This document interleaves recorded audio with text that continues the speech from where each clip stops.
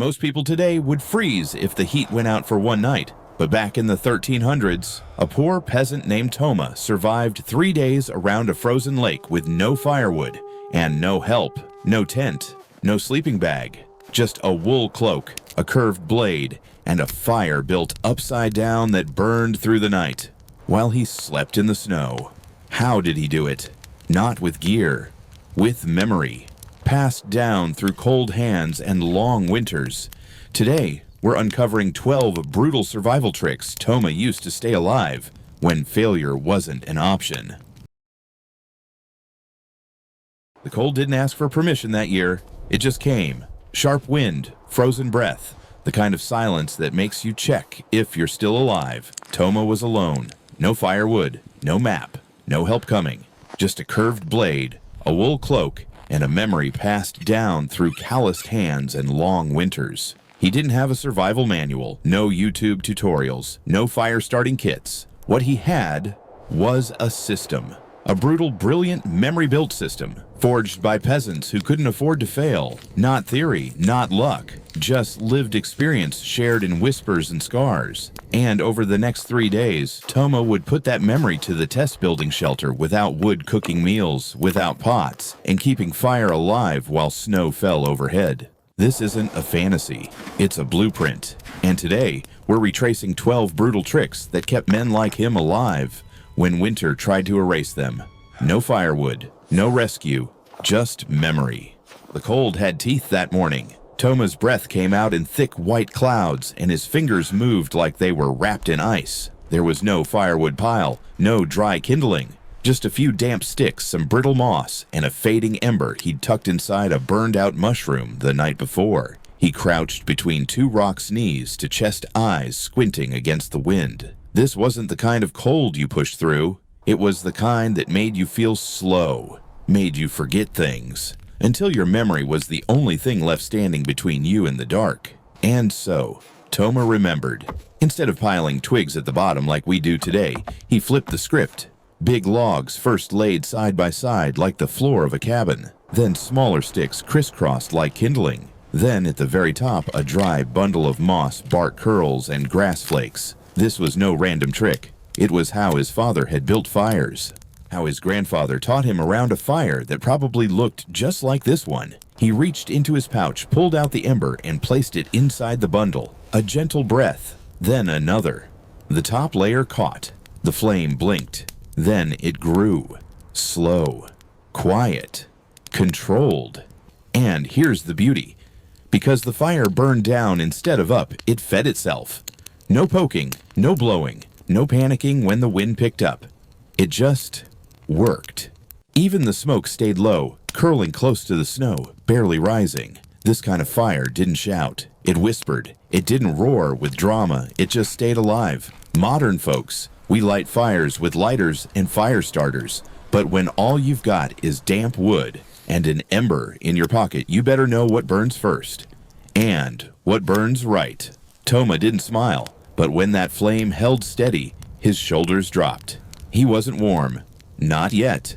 But he had time. And in weather, like that time, was everything. But fire alone wasn't enough. Not when the wind howled like wolves through every crack in the stone. Toma crouched low, studying the slope around him. He knew the flame would hold for now. But if he didn't trap that heat, it would vanish before sunset. Fire gave him a fighting chance. But shelter was what made that chance last. The fire was holding steady, but fire alone wasn't enough. Not with wind like this. Toma crouched low, scanning the slope for what he had: wet leaves, moss, dirt, brittle branches. No tarps, no rope, no time. Just a brain trained by memory and a mountain trying to freeze him. He carved into the hillside using a sharp piece of stone just deep enough for his body to fit curled up. The earth was cold, but still warmer than the air. At the bottom, he laid down broken twigs like slats for a raised bed, keeping him off the freezing ground. Then came the walls, layers of packed soil moss and dry leaves pressed tight against the sides. He bent 2 long branches into an arch overhead, then piled moss and debris like a roof. No hammer, no nails, just instinct and fingers that were starting to go numb. When he finally crawled inside and pulled a slab of stone and grass over the entrance, the world outside disappeared. The wind died. The cold paused. And for the first time all morning, he could hear his own breath. It wasn't a home. It was barely even a shelter, but it was sealed, small, quiet. And in weather like this, that could mean the difference between waking up or not. These days, we talk about insulation ratings and moisture barriers like they're magic. But medieval folks didn't need spreadsheets. They had dirt and patience and the kind of problem solving you only learn when freezing is on the table. Toma didn't build a house that morning. He built a cocoon, a space just big enough to keep life from slipping away. The night wasn't just cold, it was pitch black. And in that blackness, every crack of a twig, every whisper of wind felt like something creeping closer. Toma sat curled in his shelter, his hands tucked beneath his cloak. The fire outside had died down, and there was no moonlight to lean on. But he wasn't surprised. He had planned for this moment. From his satchel, he pulled out a small stone bowl, crudely carved but solid. Then came the lump of tallow sheep fat he'd saved from weeks ago. Sticky, heavy. It smelled like survival. With a twig, he poked a hole through the lump and slid in a strip of twisted bark as a wick. Then, with a glowing ember from the last fire, he lit it. The flame flickered, then caught. It wasn't bright, but it was steady, and that tiny light changed everything. Tallow burns slow and hot. It's one of the oldest fuels people ever used. Long before candles, before oil lamps, there was this animal fat and memory. For Toma, this little flame meant more than just sight. It meant safety, warmth, a way to keep his hands moving, to prepare food, to see danger coming if it crept in. These days, we flip a switch without thinking. Back then, every flame was a gift and a choice. And maybe that's the part we've forgotten. Light isn't just about seeing, it's about knowing you're still here. The fire was small, but fire didn't have to be big to be smart. Toma stepped out briefly into the wind, scanning the ridge behind his shelter. He found it flat stones, half buried in frost, stacked by someone long before him. Or maybe it was just luck. He brushed the snow away and built the fire right in front of it. Just a few feet apart, flame in front, rock behind. The wall didn't burn. It didn't glow. But it watched. It remembered. As the fire crackled, heat bounced off the stone and radiated back toward the shelter. It wasn't dramatic. It was gentle, even, deep, like sun on a cold back. The trick wasn't in making more heat. It was in keeping the heat you already had. And stone once warmed stayed loyal. Toma sat cross-legged, eyes half closed, letting the warmth soak through his wool cloak. This wasn't firewood wasted on the wind. It was heat that came back. Modern homes use reflective barriers, radiant panels, double-glazed insulation. But in 1300, a simple wall of stone knew what to do. No wires, no switches, just wisdom baked into rock. The wall didn't speak, but it gave something back. By nightfall, the cold turned sharp. Toma didn't lie on the surface. He knew better. He cleared a shallow trench beside the fire pit, just wide enough for his body. Then, with a flat stone, he scraped warm ash from the fire and spread it into the trench, thick, dry, glowing faint. He topped it with layers straw first, then a folded wool blanket, then himself. The ground had been cold. Now it hummed, not a burn, not even hot, just warm from below.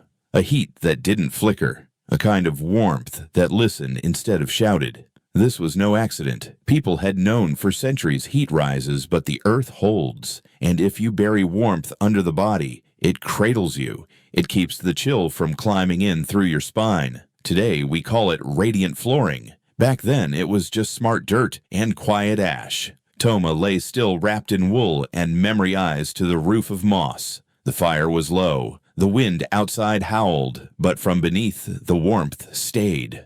By morning, the hunger started to sting. Toma hadn't eaten anything hot in days. No pot, no iron, nothing that could go over a flame. But he did have a rawhide pouch, stiff-stretched, stitched from the leg skin of a winter goat. He filled it with water from a melted snow patch and set it in a ring of stones. Then came the rock-smooth, fist-sized, pulled from near the fire. He placed them into the coals until they glowed faint red. One by one, he lifted them with tongs of split green wood and dropped them into the pouch. The hiss was immediate. The broth bubbled without fire ever touching the pouch. He added a few dried herbs, bits of jerky, a broken garlic clove, and then he waited. Rawhide doesn't burn if it's wet. The heat comes from inside, from the stone, transferred slowly, evenly, until water turns to warmth, and warmth becomes soup. It wasn't gourmet, but it was alive, nourishing. Steam filled his nose, brought tears to his eyes. Modern kitchens come with timers and apps, but back then, this was a different kind of precision, learned by memory, not by screen. Toma sipped slowly, cradling the pouch like it held gold. It wasn't just about food, it was about bringing the body back.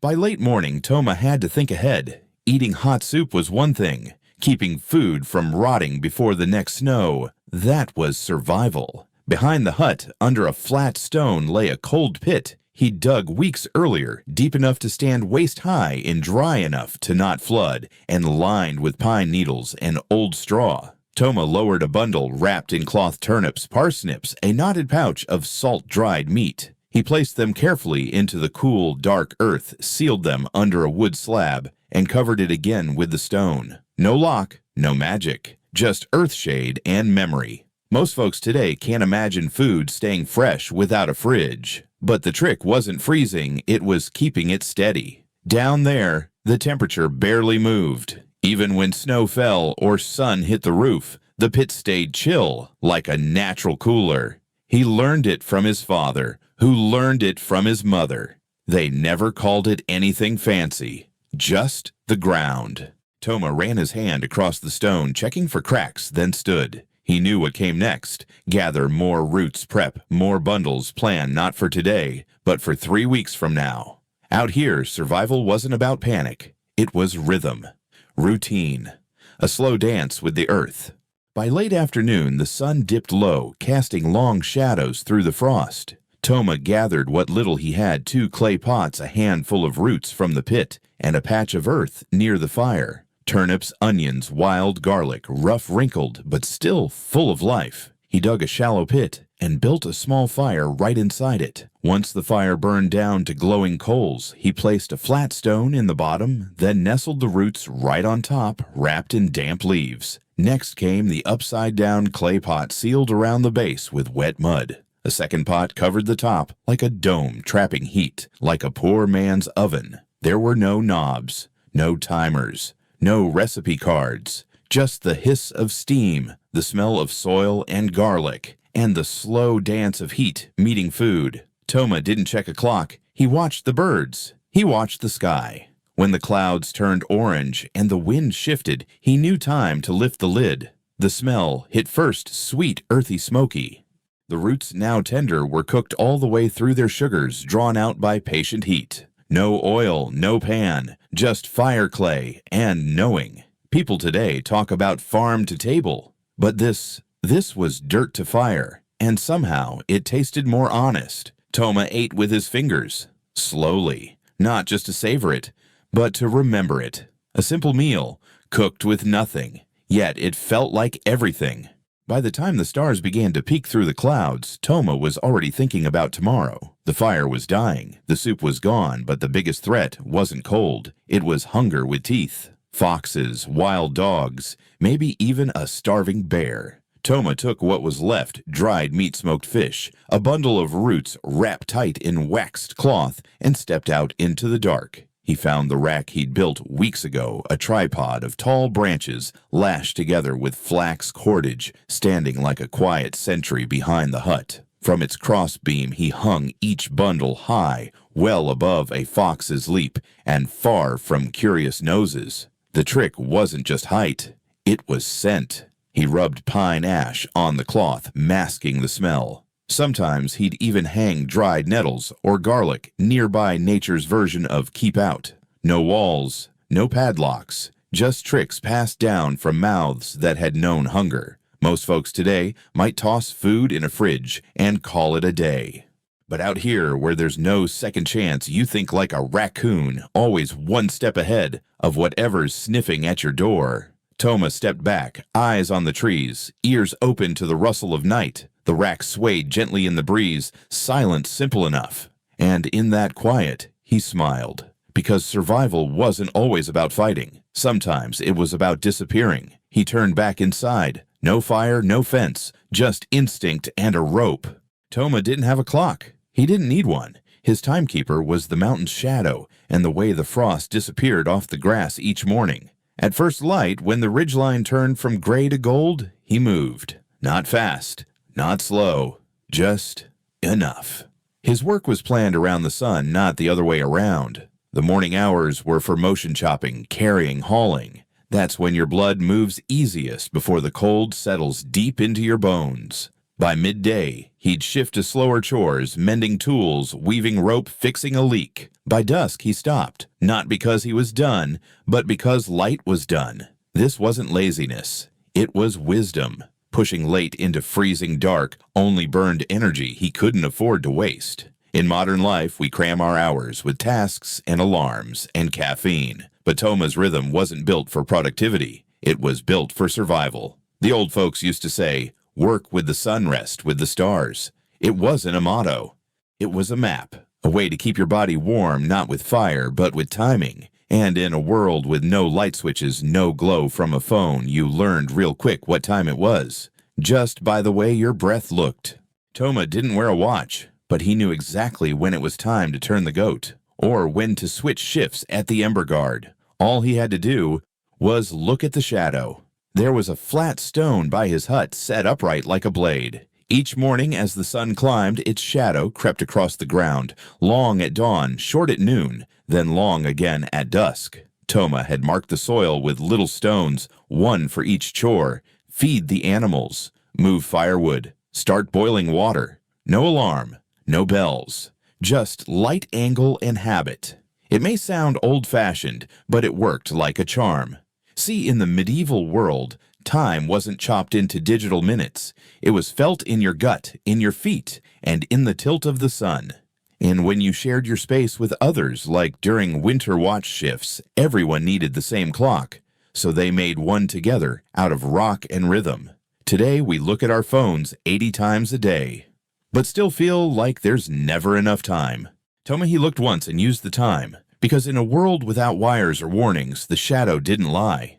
The fire wasn't just a comfort, it was the heartbeat of the hut. And Toma knew. If that ember died, the night could take everything. That's why he didn't sleep straight through winter nights. Not all at once. Instead, he and his neighbors took turns rotating ember watch. One person stayed up for 2 hours, poking the coals, adding dry moss, blowing life into the glow. Then they'd nudge the next one awake. No complaints, no arguments, just quiet nods in the dark. It wasn't glamorous, but it kept the ember alive, and the people too. You see, in the Middle Ages, warmth was a team effort. You didn't survive winter by going it alone. You survived by taking your turn.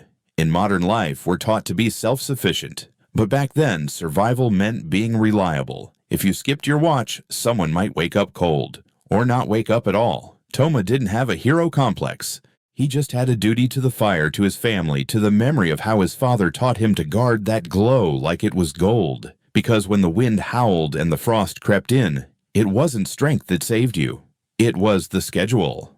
Toma didn't survive the week because he was strong. He survived because he remembered. He remembered how to light a fire with no matches, how to sleep without a blanket, how to cook without a pot, how to stay warm when the sky had nothing to give. Every ember, every shelter, every bite of food wasn't from luck. It was built, step by step, layer by layer, from memory. And here's the truth most people forget. Survival isn't about tools. It's about rhythm, paying attention, learning what worked before the world had buttons and batteries. You don't need to go off-grid tomorrow, but maybe. Try one thing. Sleep with hay. Wrap a stone in cloth. Boil water with fire, not electricity. Pass it down to someone you care about. Because when the power's out, when the fuel's gone, when the world gets quiet again, you won't reach for a lighter, you'll reach for memory. And if even one of these tricks lit a spark in you, don't let it die. Subscribe, share, practice. The old ways still burn bright if we keep them alive.